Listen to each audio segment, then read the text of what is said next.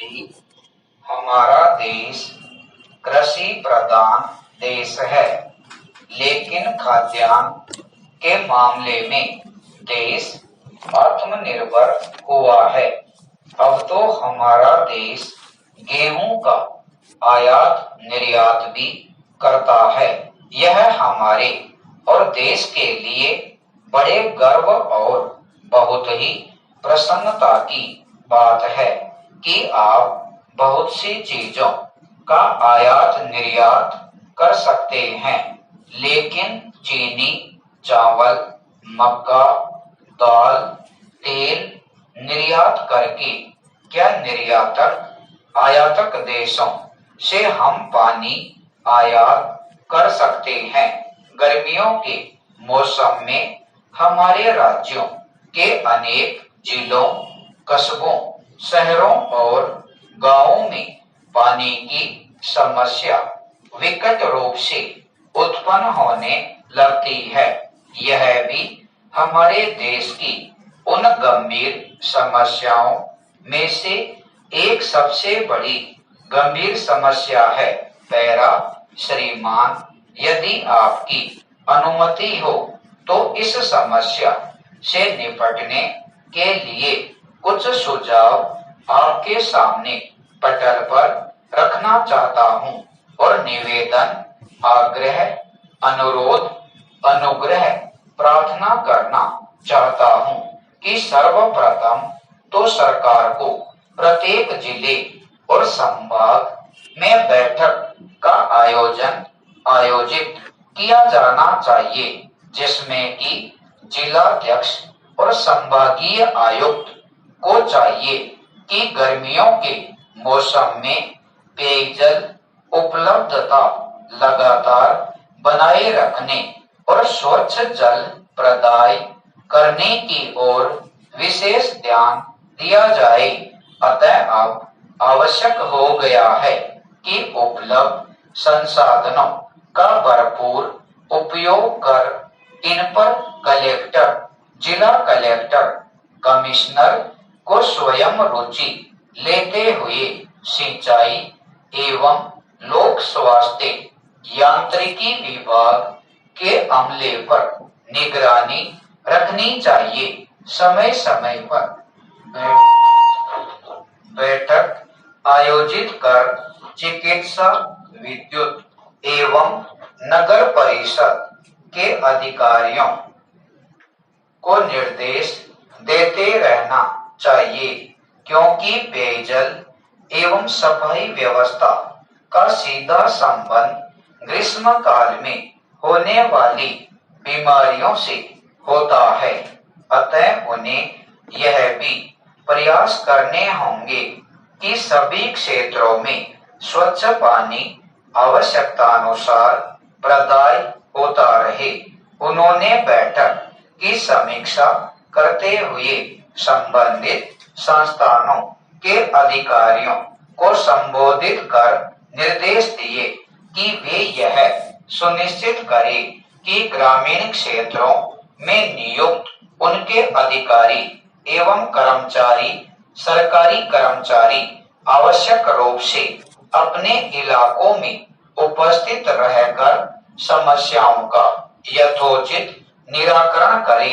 यदि कोई पेयजल की ऐसी योजना स्वीकृति के अभाव में लंबित पड़ी हो तो उसकी सूचना यथा समय सूची सहित शीघ्र उपलब्ध कराई जाए, ताकि उसकी स्वीकृति हेतु शीघ्र प्रयास किए जा सके। पेयजल की समस्या पर हर राज्य सरकार सर्वोच्च प्राथमिकता देती है, हमें भी देनी चाहिए।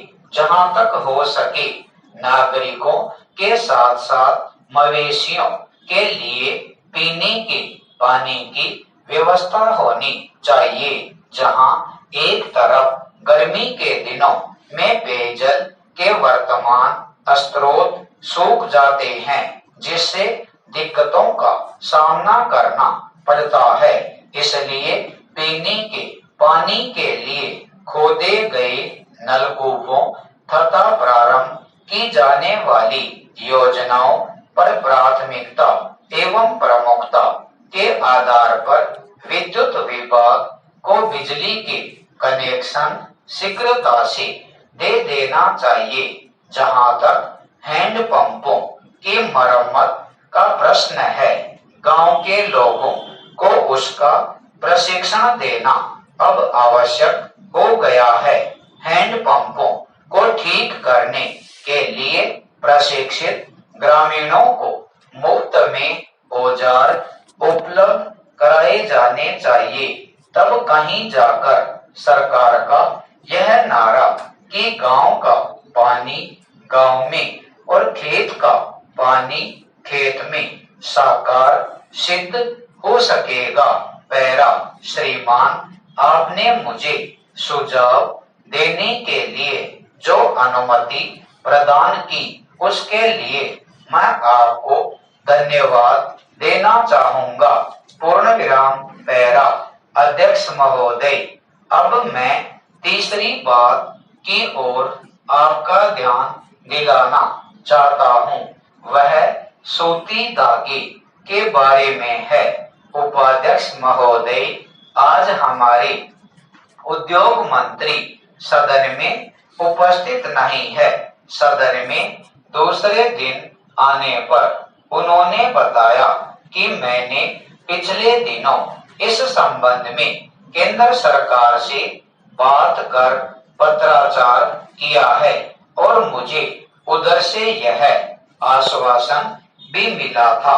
पूर्ण विराम। पैरा कि अगले महीने तक इसकी पूरी व्यवस्था कर दी जाएगी।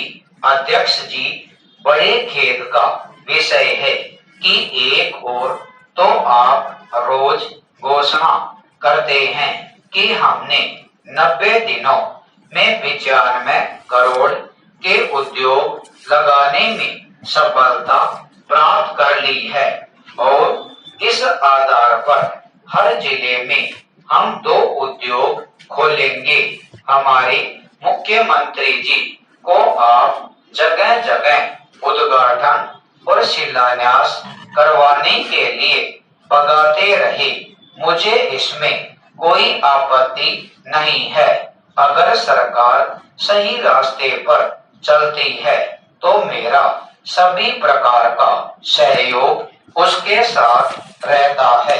अध्यक्ष महोदय, क्या यह उचित होगा कि एक और हम बेकारी मिटाने के लिए उद्योग खोलने के लिए प्रयत्नशील है और उद्योगपतियों को रियायतें देकर दूसरे प्रदेश के उद्योग यहाँ पर खुलवाने जा रहे हैं और दूसरी ओर जो उद्योग हमारे यहाँ परंपरागत रूप से चले आ रहे हैं उनको आप जड़ से उखाड़ कर फेंक रहे हैं।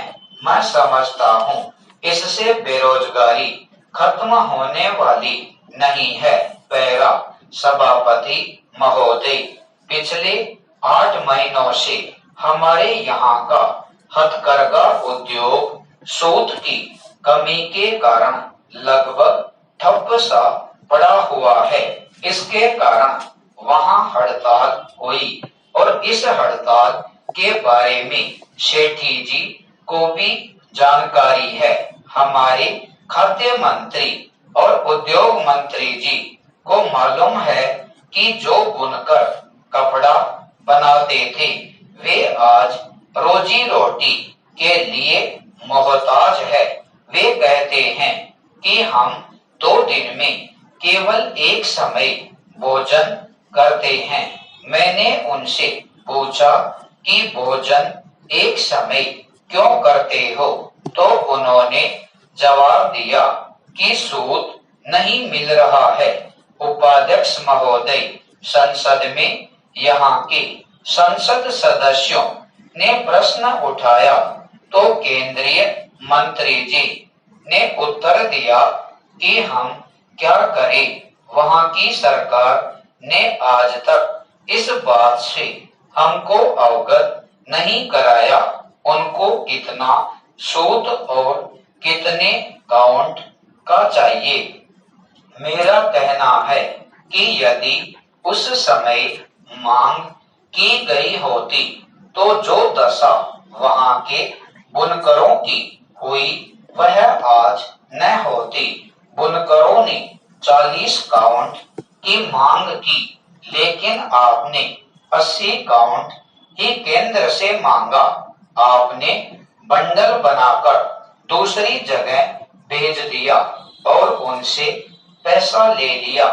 जब वहां के बुनकरों ने उसे खोलकर देखा तो पता लगा कि जो माल उनको चाहिए था वह नहीं था। पैरा उपाध्यक्ष जी, यह स्थिति अच्छी नहीं है। सरकार को इस बात की ओर विशेष ध्यान देना चाहिए। इसके बाद मैं सीमेंट की ओर आपका ध्यान दिलाना चाहता हूँ। सीमेंट के मामले में भी पिछले 6 महीनों से प्रदेश में वही अभाव चला आ रहा है। चाहे सीमेंट का प्रश्न हो या कच्चे धागे का प्रश्न हो। मैं एक बात कहना चाहता हूँ कि हमारे मुख्यमंत्री जी यहाँ पर आने के बाद लगातार वे यह कहते रहे हैं कि मैं इस संबंध में प्रधानमंत्री जी से मिलकर आ रहा हूँ।